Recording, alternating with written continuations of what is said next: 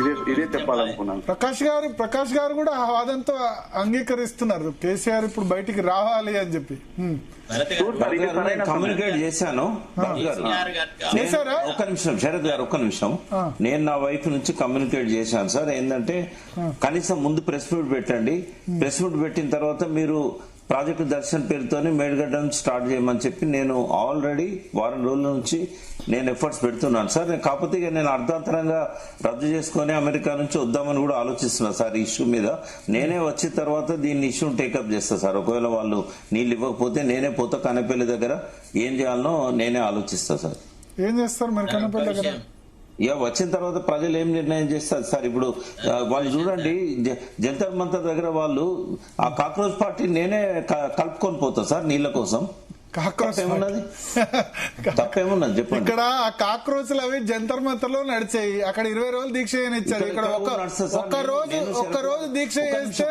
ఒక్క నిమిషం సార్, నేను ఒక మాట చెప్తా. తెలంగాణలో ఆంధ్రప్రదేశ్ లో ఎంత దుర్మార్గం అంటే సార్, మేమిద్దరం కూర్చుంటూ వస్తారు సార్ జనం. తెలంగాణ మీరు కూర్చుంటారు కరెక్టే, మిమ్మల్ని 2 రోజులకే లిఫ్ట్ చేసి హాస్పిటల్ పంపిస్తారు.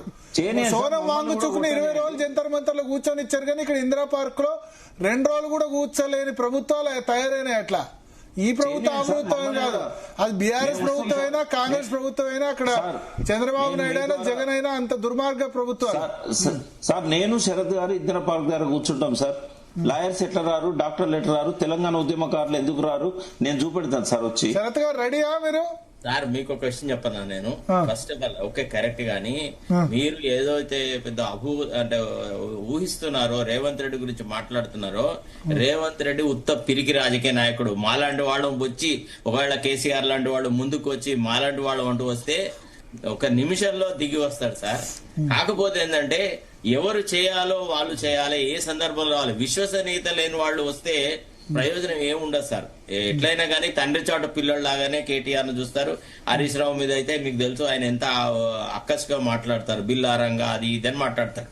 అదే కేసీఆర్ లాంటి పెద్ద వ్యక్తి గురించి నీచంగా మాట్లాడితే, అట్లా కేసీఆర్ కు ఎదురెదురుగా నిలబడి అట్లాంటి భాష మాట్లాడితే దాని పరిణామాలు చాలా డిఫరెంట్ గా ఉన్నాయి.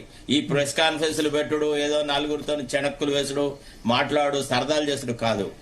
డైరెక్ట్ గా ఒక ప్రోగ్రామ్ డిక్లేర్ చేయాలి, ప్రెస్ రిలీజ్ చేసి ఇగో నేను తిరుగుతున్నా, లేదంటే ఏదొద్దు డైరెక్ట్ గా ఎన్డీఎస్ఏ దగ్గరికి పొమ్మనండి, లేదా ఒక ఉత్తరం రాయమండి ప్రతిపక్ష నాయకుడిగా, you must express your view right or wrong, this way or that way అని చెప్పి ఒక లెటర్ రాయమనండి.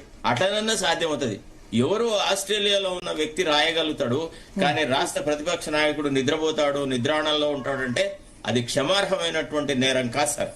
దయచేసి ఇది సమయం, ఈ సందర్భంలో వారు ముందుకు రావాలి. వారు వస్తే మేము డెఫినెట్ గా పోతాం. ఇప్పుడు కేసీఆర్ కనుక ఒకళ్ళ ముందుగా yes I'm there, I'm coming, please join all of us అని అంటే మేమందరం, మాకేం బేషజం ఉంది సార్. కేసీఆర్ పట్ల గౌరవం ఎన్నడూ తగ్గలేదు.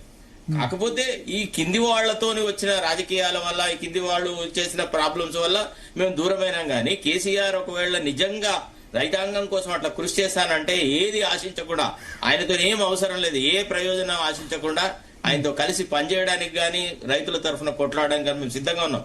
I'm ready for all the consequences. ఏం చేయలేడు రేవంత్ రెడ్డి వల్ల, ఊదు కాలదు పీరి లేవదు. కేసీఆర్ అంటూ బయటకు వస్తుంది. ఛాలెంజ్. వి ప్రకాష్ గారు అంటారు మీరిద్దరు ఇందిరా పార్క్ లో నేను శరత్ గారు సార్ మా ఇద్దరం చేస్తే ఏదో కేసీఆర్ దగ్గర డబ్బులు తీసుకొని అది ఇది చేసినారని ఆల్రెడీ ప్రకాష్ మీద జరిగిన విమర్శలు నా మీద జరుగుతాయి. అట్ట వద్దు, ఆ పెంట నేనెందుకు జమాయిస్తా. గానీ అసలు ప్రతిపక్ష నాయకుడు చేయని బాధ్యత. ఇప్పుడు కందికి లేని దురద కత్తికెందుకు సార్, రేపు అధికారం వాళ్ళకి వస్తుంది, మాకు. ప్రకాష్ గారి మీద దురదృష్టకర అటువంటి విమర్శలు రావడం, ఎందుకంటే ఆయన డబ్బును చూజ్ చేసుకోదలుచుకుంటే ఎప్పుడో ఎమ్మెల్యే అయిపోతుండే, ఎమ్మెల్సీ అవుతుండే, ఎప్పుడు ప్రత్యక్ష రాజకీయాలు సార్. ఆయన సిద్ధాంతకర్తగా ఉండాలనుకున్నారు అంతే. పాపం అనవసరమైన దుష్ప్రచారం. ప్రజా జీవితంలో ఉన్నప్పుడు విమర్శలు, అభూత కల్పనలు రకరకాలు. ఇప్పుడు నా మీద కూడా విమర్శలు చేస్తారు. ఏదో నాకు అడ్వకేట్ జనరల్ పోటీ ఇవ్వలేదని చెప్పి నేను రేవంత్ రెడ్డిని తిడుతున్నాను. ఎంతో మంది కామెంట్ చేస్తారు, చేయరా? ఎంత నీచంగా మాట్లాడతారు. వాళ్ళ ముఖం వాళ్ళకి తెలియదా? ఎవరికి కొలవడం పోనీ ఎక్కడన్నా ఏదన్నా ప్రయత్నం చేసినాం, పైరవ్ చేసినాం అంటే అర్థం ఉన్నది. మేము విమర్శలు సార్ విమర్శలు వస్తూనే ఉంటాయి సార్, మనం పట్టించుకోవాల్సిన అవసరం లేదు. ప్రజల కోసం ఏం చేయాలనేది ఆలోచించాలి తప్ప విమర్శలు ఎవరో చేస్తారని చెప్పి మనం చేయకుండా ఉంటే ఎట్లా. నేను సీరియస్ గానే చెప్తున్నా శరత్ గారు, తెలంగాణ అస్తిత్వ వేదిక తరఫున నేను వెంటనే బయలుదేరి వస్తా, ధర్నా పెడదాము. కనీసం తెలంగాణ ఉద్యమకారులంతా దీనిలో స్పందించాలి. ఎందుకంటే కొట్లాడి తెచ్చుకున్న తెలంగాణ ఆగం కావద్దు. డెఫినెట్ గా మనం ఒకటి ఇనిషియేట్ చేద్దాం. నేను లాయర్ కమ్యూనిటీ మొత్తాన్ని రిక్వెస్ట్ చేస్తా, ఉద్యమకారులందరినీ రిక్వెస్ట్ చేస్తా, ఫస్ట్ వీక్ లో ఖచ్చితంగా ధర్నా పెడదాం సార్. వీళ్ళు నీళ్ళు ఎట్టెట్లెత్తారో చూద్దాం మనం. సార్ మేము వస్తే ఉండే వాతావరణం ఇంకో డిఫరెంట్ గా ఉంటది సార్, సీన్ చాలా డిఫరెంట్ గా ఉంటది. రేవంత్ రెడ్డి ఆ సంగతి ఆయనకు కూడా తెలుసు అన్నారా. ఏదైనా గానీ రేవంత్ రెడ్డి తల వంచాలన్నప్పుడు డెఫినెట్ గా మేము రాజకీయాల్లో ప్రత్యక్షంగా లేం కదా సార్, ప్రతిపక్ష నాయకుడు ఒకడు ఉన్నాడు. ఒక రకంగా సార్ మీరు పోల్ పెట్టండి, భరత్ గారు మీరు పోల్ పెట్టండి, కేసీఆర్ గారు ఈ ప్రాజెక్టుల గురించి రావాల్సిన అవసరం ఉంది.